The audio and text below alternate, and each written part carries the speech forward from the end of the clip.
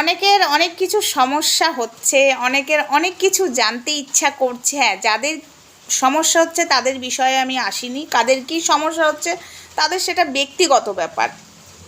আমাকে এসে কমেন্ট করবে, তোমাদের সমস্যার জন্য আমি একটা ভিডিও করব না।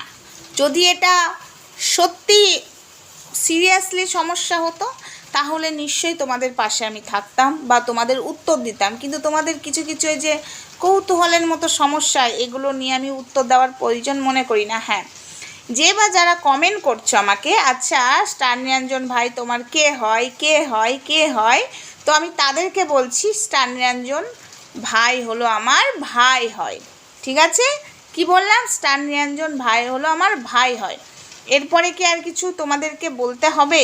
কৌতূহল নিশ্চয়ই কেটে গেল আমার এই কথাটা শুনে। হ্যাঁ, যারা বা যে জানো না আমি এতদিন কিছু বলিনি এবং আমি বলতেও সবটা চাই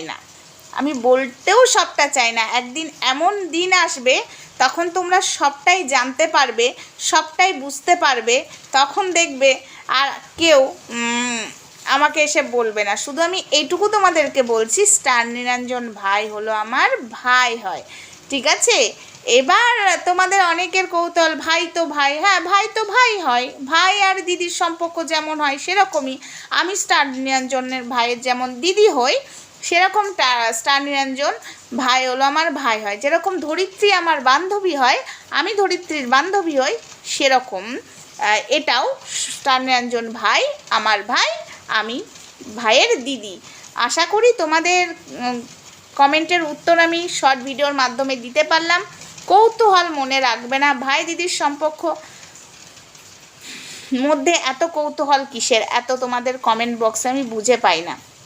তো যাই হোক, আশা করি তোমাদেরকে আমি বুঝিয়ে দিতে পারলাম। ভিডিওটা এইটুকুই থাক, নেক্সট ভিডিওতে আসছি, ততক্ষণ সঙ্গে থেকো, ভালো থেকো, সুস্থ থেকো। বড় ভিডিও নিয়ে অবশ্যই আসবো, একটু লেট হবে, প্রচণ্ড ব্যস্ত আছি, ব্যস্তর মাঝখানেও এই শর্ট ভিডিওটা করলাম।